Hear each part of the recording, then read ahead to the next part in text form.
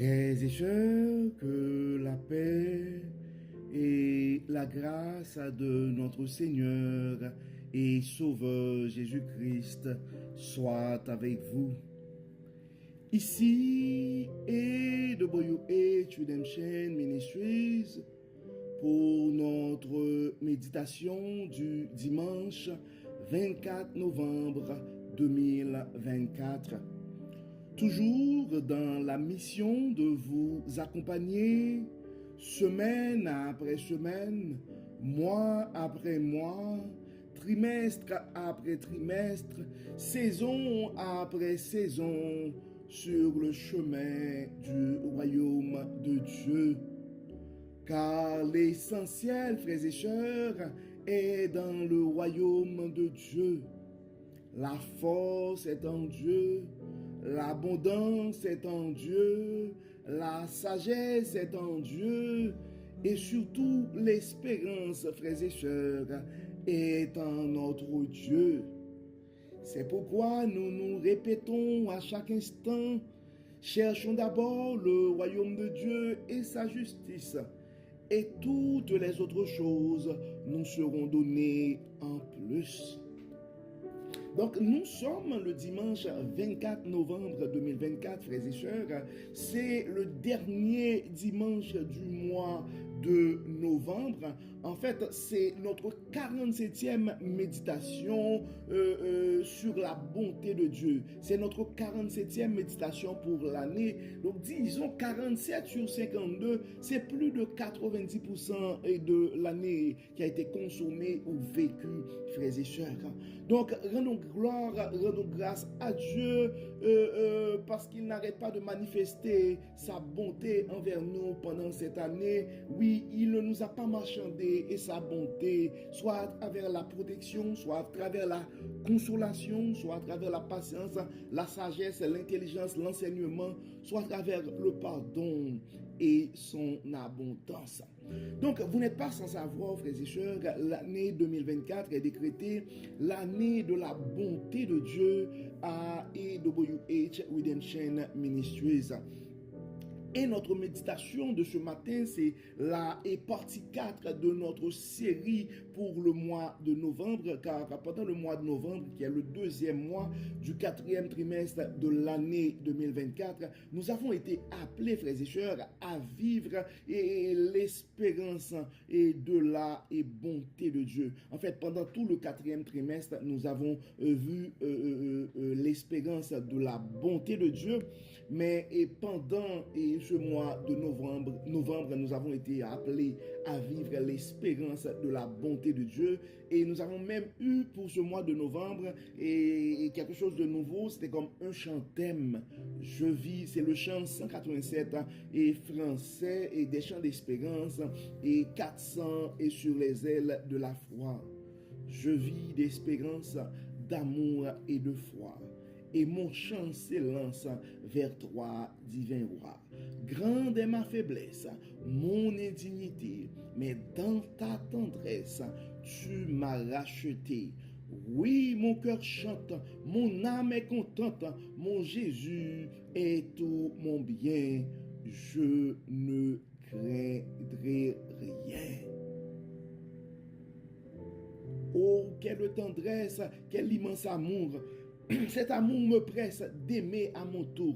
Aimer, c'est te suivre et c'est obéir. Aimer, oui, c'est vivre et s'épanouir. Que le cœur en fête la nuit et le jour. Toujours je reflète ton immense amour, l'amour qui rayonne, te gagnant les cœurs, voilà la couronne au front des vainqueurs. Donc nous sommes appelés à méditer, à vivre les mots de ce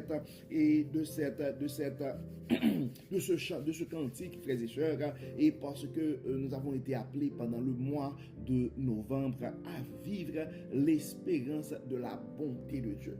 Et le sujet que nous avons à regarder ce matin, frères et sœurs, et pour mettre un terme à cette série sur comment vivre l'espérance de la bonté de Dieu. C'est comment vivre l'espérance de la bonté de Dieu quand nous avons de grands projets. En fait, juste pour résumer, pendant le mois de novembre, la partie 1, c'était « Et comment vivre l'espérance de la bonté de Dieu pour une vie comblée et épanouie ». Et pour la partie 2, le deuxième dimanche, nous avons vu comment vivre l'espérance de la bonté de Dieu dans les périodes d'adversité ou d'incertitude. Et le dimanche dernier, nous avons vu comment vivre l'espérance de la bonté de Dieu quand tout va bien. Et maintenant, aujourd'hui, nous allons voir comment vivre l'espérance de la bonté de Dieu quand nous avons de grands projets.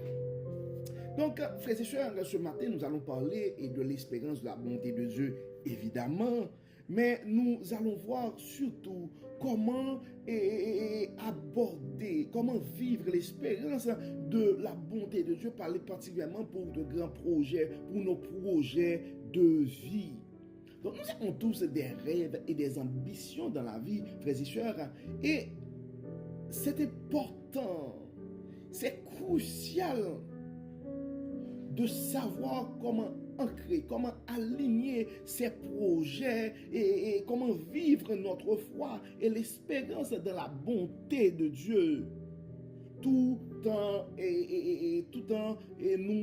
nous engageant à réaliser nos projets de vie, à réaliser notre vie. Donc, nous devons comprendre, frères et sœurs, comme on l'avait dit depuis le mois, depuis le trimestre. Donc, l'espérance en Dieu, ce n'est pas un simple vœu pieux, mais c'est vraiment une confiance ferme en ses promesses. C'est vraiment ancrer sa vie sur les paroles que nous trouvons en Jérémie 29, verset 11. Car la parole nous dit, car je connais les projets que j'ai formés sur vous, dit l'Éternel, projets de paix et non de malheur, afin de vous donner un avenir et de l'espérance. Ça ne veut pas dire, en fait, c'est la confiance en cette promesse. Nous allons vivre l'espérance de la bonté de Dieu. C'est vraiment baser notre vie sur cette promesse, peu importe les circonstances de la vie. Donc, ça va très bien. Eh bien, nous allons toujours continuer à croire que Dieu va continuer à nous bénir, car il nous a promis en Jérémie 29, verset 11, une vie de paix et de bonheur, un avenir et de l'espérance. Donc, quand les moments d'incertitude arrivent aussi, quand les mauvais coups de la vie nous frappent, donc l'espérance, vivre l'espérance de la bonté de Dieu, c'est continuer à placer notre confiance dans ses promesses.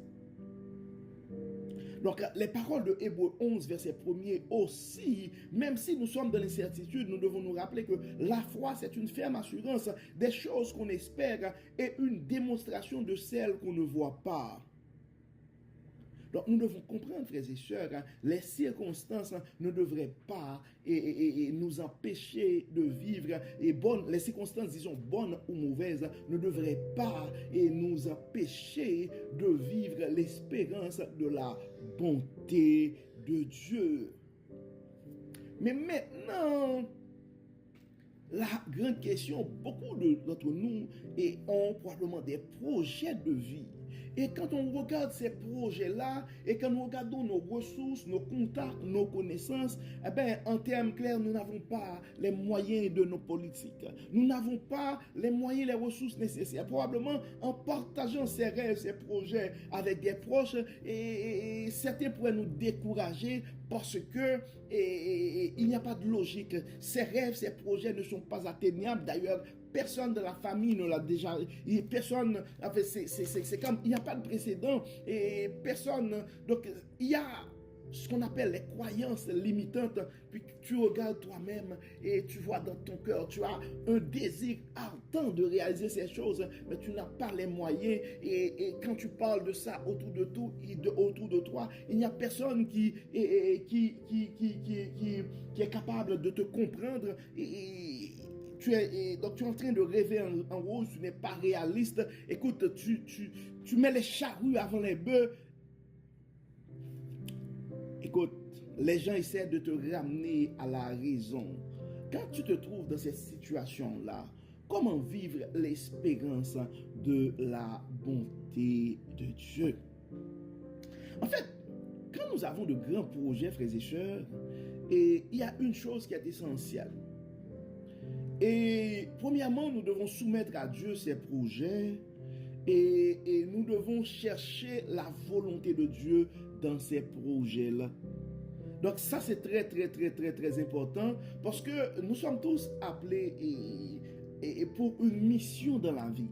Notre vie, notre existence est liée à une mission. Donc nous devons nous assurer que ces projets sont alignés avec le plan divin. Et une fois que nous avons cette confirmation de Dieu,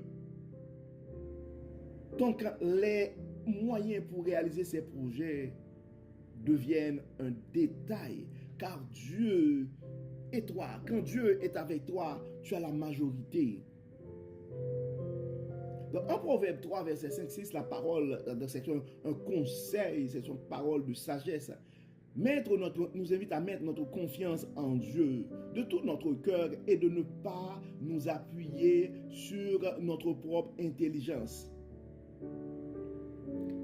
Et en reconnaissant tout ça, donc Dieu va aplanir nos sentiers. Donc aligner nos désirs, nos projets, nos rêves et avec la volonté divine, c'est important, frères et sœurs. Et nous devons comprendre aussi, des fois, Dieu nous connaît et Dieu veut nous préparer avant de nous donner ces choses que nous demandons. Donc c'est pourquoi nous devons être patients, vivre l'espérance de la bonté de Dieu aussi, c'est être patient dans l'attente. C'est être patient dans l'attente, car généralement la patience et la persévérance, ce sont deux vertus qui, même pour les non-chrétiens, et qui aident les gens à succès. La majorité des gens à succès cultivent la patience et la persévérance parce que des grands projets peuvent parfois prendre du temps pour les réaliser. Des fois, ce n'est pas même le moyen, ça prend de la transformation aussi. Nous devons devenir une plus grande personne, une meilleure personne avant de commencer et à réaliser de grands projets. Généralement, on dit il faut être avant de faire et faire avant d'avoir. C'est pourquoi nous ne devons jamais négliger le développement personnel. Nous ne devons jamais négliger notre relation avec Dieu, notre niveau de spiritualité, d'intimité avec Dieu. Parce que des fois, ça prend ça au préalable pour la réalisation de nos projets. Donc, dans le psaume 37 et verset 7, le psalmiste nous conseille, nous suggère à rester tranquille devant l'Éternel et d'attendre avec patience. En Galates 6, verset 9, et apôtre Paul nous encourage aussi à ne pas nous laisser et à ne pas nous lasser de faire de bien, car autant convenable nous moissonnerons si nous ne relâchons pas. Donc c'est pourquoi, frères et sœurs, même si les gens autour de nous découragent, nous devons toujours nous rappeler ces paroles de Jérémie 29, verset 11. Ce qui va se réaliser dans votre vie, ce ne sont pas les commentaires des gens ou le point de vue des gens qui t'entourent, mais ce sont les projets de l'Éternel. Car ça dit, car je connais les projets que j'ai formés sur vous, dit l'Éternel, projets de paix et non de malheur, afin de vous donner un avenir et de l'espérance. Donc en Proverbe 19 et verset 21, nous devons toujours nous rappeler ces choses, frères et sœurs. C'est pourquoi nous devons toujours aller chercher l'approbation de Dieu, nous assurer que nos projets sont alignés avec le plan divin. Ça dit, Proverbe 19 verset 21, il y a dans le cœur de l'homme beaucoup de projets, mais c'est le dessein de l'Éternel qui s'accomplit. Tu dois comprendre, mon frère. Tu dois comprendre, ma soeur. En fait, nous ne sommes pas sur cette terre pour accomplir nos projets, mais nous sommes sur cette terre pour accomplir la mission que Dieu nous a confiée. Et quand tu arrives à trouver ta mission, tu vas voir comment ça va être facile de réaliser ces projets. Donc c'est pourquoi et nous devons nous rappeler des paroles que nous trouvons en Jérémie 29, verset 11, mais nous devons surtout nous rappeler des paroles que nous trouvons en Proverbe 19, verset 21. Il y a dans le cœur de l'homme beaucoup de projets, mais c'est le dessein de l'Éternel qui s'accomplit. Donc si tu as un projet, tu n'as pas les moyens, la première chose à faire, c'est d'aller vers Dieu ce matin, mon frère, c'est d'aller vers Dieu ce matin, ma soeur, pour dire, Seigneur, est-ce vraiment ta volonté que je puisse réaliser ce projet? Et si c'est ta volonté, donne-moi les moyens. Ou je suis patient. Je veux être... D'ailleurs, c'est ça l'obéissance. L'obéissance, c'est suivre les instructions de Dieu. Les instructions de Dieu, c'est pourrait être, tu sors de ces places-là pour aller de l'autre côté. Et à ce moment-là, on ne pose pas de questions, car on sait, le plan divin, c'est le plan gagnant. Et les paroles du psaume 40, verset 5, ce sont des paroles qui pourraient nous aider aussi. Le psalmiste dit, tu as multiplié, Éternel, mon Dieu. Tes merveilles et tes desseins en notre faveur. Nul n'est comparable à toi. Je voudrais les publier et les proclamer, mais leur nombre est trop grand pour que je les raconte. En fait, pourquoi ce verset? La première chose que tu dois comprendre, mon frère, notre Dieu, c'est le Dieu de l'abondance. Donc, des fois, tu pourrais avoir un projet, puis les gens pensent que c'est trop grand. Dieu peut te bénir et au-delà de tes espérances et selon son abondance. Donc tu dois te rappeler, mon frère, que notre Dieu, c'est le Dieu d'abondance. Donc tu peux oser rêver grand, mais tu dois surtout t'assurer que tes projets sont alignés avec la bonté de Dieu. C'est ça, vivre l'espérance de la bonté de Dieu. C'est croire que Dieu peut mettre dans nos cœurs des projets qui sont plus grands que nous.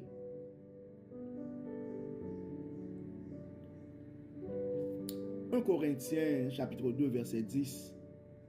Ça dit, Dieu nous les a révélés par l'Esprit, car l'Esprit sont de tout, même les profondeurs de Dieu. Donc par rapport à tes projets, mon frère, par rapport à tes projets, ma soeur, c'est vrai, il faut planifier les choses. Il faut avoir ce qu'on appelle des objectifs SMART. Mais la première chose à faire, la science des sciences, la sagesse des sagesses, la sagesse des sagesses. La question fondamentale en matière de réalisation de projets, c'est de nous assurer que c'est un projet que Dieu nous a confié.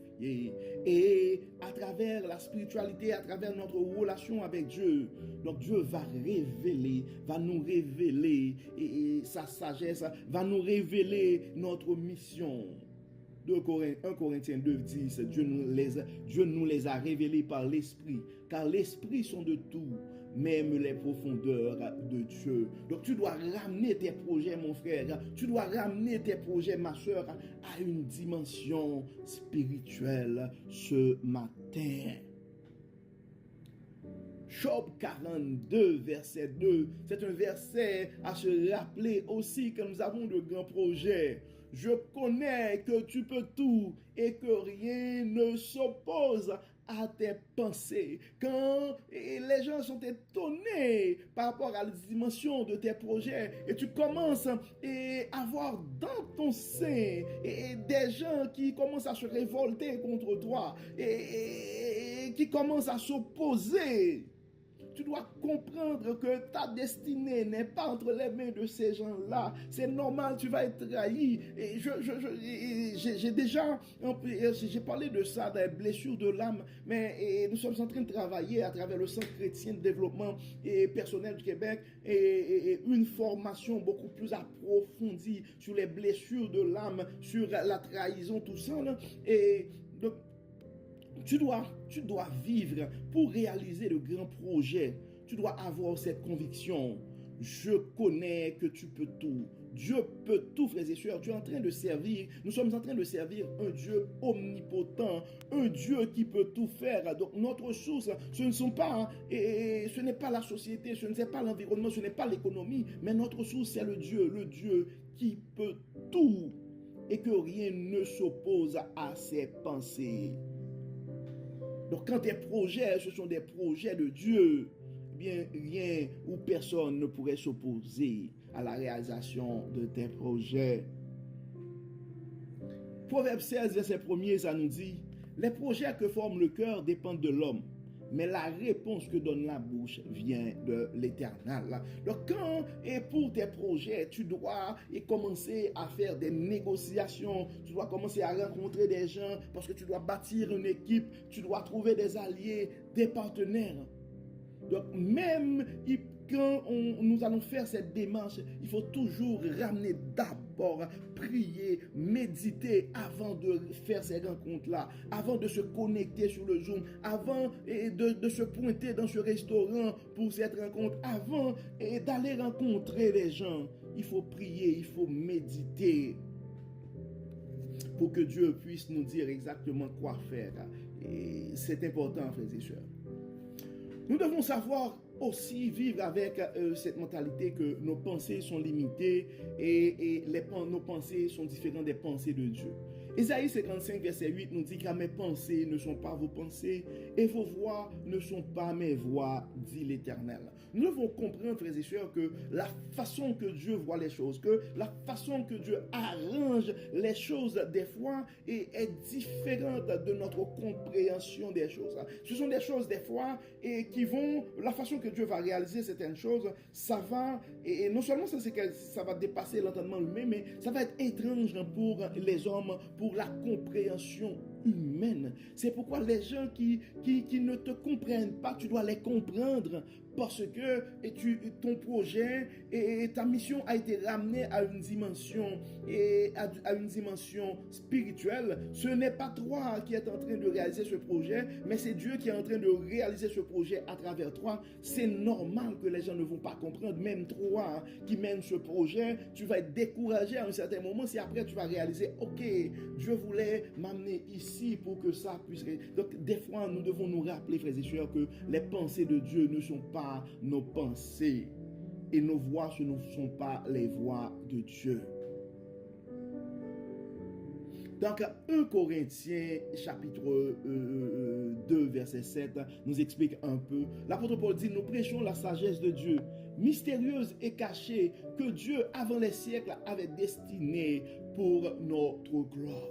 Et donc, des fois, là, frères et sœurs, et nous devons comprendre, c'est ce qu'on appelle les mystères, des choses que nous n'arrivons pas à expliquer. Et on peut voir l'histoire de Joseph, on peut voir la naissance de Jésus-Christ avec Marie, on peut voir David, son parcours. Donc, ce sont des choses qui dépassent l'entendement humain. Et la façon que Moïse a pu traverser la mer Rouge avec le peuple israélien. En fait, probablement, toi, tu regardes ta vie aussi.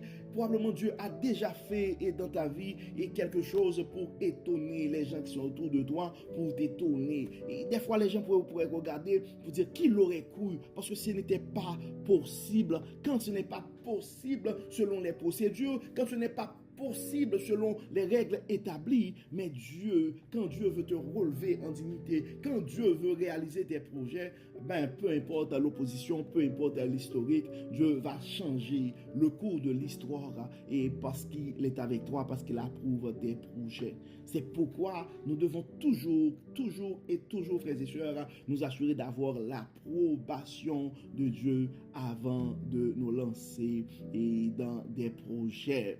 Proverbe 16, verset 3, ça dit « Recommande à l'Éternel tes œuvres, et tes projets réussiront. Donc tout est dans la Bible, frères et sœurs. Recommande à l'Éternel tes œuvres et tes projets réussiront. Donc, nous devons, frères et sœurs, donc c'est ça, vivre l'espérance de la bonté de Dieu.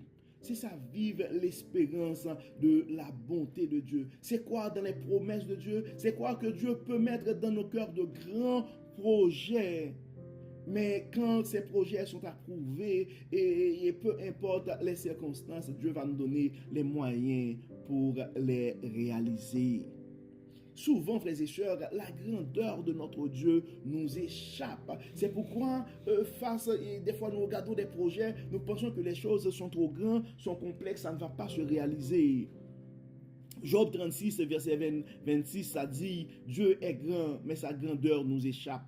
Le nombre de ses années est impénétrable. Nous servons un Dieu omnipotent, omniscient et omniprésent, frères et sœurs. Donc nous ne pourrions pas avoir en aucun cas des projets qui dépassent la dimension de notre Dieu. Donc c'est pourquoi il n'y a pas de trop grands projets pour la vie de l'un de ses enfants. Donc la première chose à faire, c'est de nous assurer que ce projet est approuvé par ce grand Dieu. Donc c'est ça, vivre l'espérance de la bonté de Dieu, frères et sœurs, quand nous avons de grands projets. En Jacques 4, verset 15, nous pouvons lire, vous devriez dire, au contraire, si Dieu le veut, nous vivrons et nous ferons ceci ou cela. Si Dieu le veut, la volonté de Dieu, frères et sœurs, la volonté de Dieu. Et des fois, peu importe les réponses, la volonté de Dieu, ça pourrait être aussi non, ce projet et tu ne dois pas le réaliser. Et il faut être en mesure d'accepter la volonté de Dieu aussi, frères et sœurs, car dans le psaume 18, verset 30, le psalmiste nous dit, les voies de Dieu sont parfaites. La parole de l'Éternel est éprouvée, il est un bouclier pour tous ceux qui se confient en lui. Et donc c'est pourquoi, frères et sœurs, peu importe les circonstances, et nous devons nous fier à la volonté de Dieu. Et nous devons nous fier à la volonté de Dieu. Nous devons faire en sorte que notre relation avec Dieu soit serrée, et je pourrais dire, et de rester à l'écoute du Saint-Esprit. De rester à l'écoute du Saint-Esprit. Et c'est très important, frères et sœurs. Et c'est très important de rester à l'écoute du Saint-Esprit. Donc, nous allons, comme d'habitude, frères et sœurs, et prier ce matin. Nous allons prier pour nos projets. Nous allons prier pour les frères et sœurs qui ont des projets ce matin et qui se posent plein de questions. Donc la première chose que nous allons faire, nous allons demander à Dieu, nous allons demander son approbation. Donc si tu as quelque chose dans le cœur présentement, et n'essaie pas de douter la grandeur de notre Dieu. Fais confiance à ce grand Dieu, omniscient, omnipotent et omniprésent. Tu dois te rappeler, mon frère, tu dois te rappeler, ma soeur, que Dieu a mis, et Dieu nous a dit, nous a fait des promesses. Il nous a dit, je connais les projets que j'ai formés sur vous, projets de paix et non de malheur. Donc tu as droit à une belle vie et à une grande vie selon la volonté de Dieu. Donc tu dois te rappeler aussi qu'il y a beaucoup de projets dans le cœur de l'homme, ce sont les desseins de l'Éternel qui vont s'accomplir, et tu dois, et c'est pourquoi nous devons nous soumettre, frères et sœurs, à la volonté de Dieu. Nous allons soumettre nos projets à l'approbation de Dieu, tout en ayant cette ferme conviction, si Dieu nous approuve, si Dieu approuve nos projets, eh bien il n'y a rien, et nous pouvons avoir la certitude que nous allons les réaliser, même si nous ne voyons pas présentement les moyens. C'est ça, vivre l'espérance de la bonté de Dieu, frères et sœurs, quand nous avons de grands projets. Prions le Seigneur. Dieu de bonté, Dieu de toute miséricorde, merci Seigneur pour ton amour, merci pour ta grâce, merci pour ta fidélité, merci Seigneur pour la manière que tu n'arrêtes pas de nous enseigner, de nous révéler ta sagesse à travers ta parole. Dieu clément, merci pour les instructions de ce matin. Merci Seigneur de nous révéler que nous devons soumettre, la sagesse nous recommande de soumettre d'abord nos projets et à toi. C'est pourquoi nous nous présentons devant toi, Dieu clément, pour soumettre à tes pieds, pour se mettre devant ta majesté bénie nos projets. Tu connais, Seigneur, les désirs de tes enfants. Tu connais les projets qui sont dans leur cœur. Nous remettons entre tes mains chaque frère, chaque sœur qui se sentent dépassés ce matin par la dimension de leur projet. Mais nous savons que tu es le Dieu de l'impossible, tu es le Dieu omniscient, omnipotent et omniprésent. Révèle à travers ton Saint-Esprit à ces frères et sœurs qui sont dans le doute ce matin, est-ce que effectivement ce projet, ce désir et qu'ils sont en train ces désirs ardents qui sont dans leur cœur sont vraiment de toi. Révèle à tes enfants bien-aimés ce matin la direction à prendre, les projets à prioriser. Dieu de toute bonté, parle. Dieu de toute bonté, ouvre les yeux de tes enfants bien-aimés ce matin.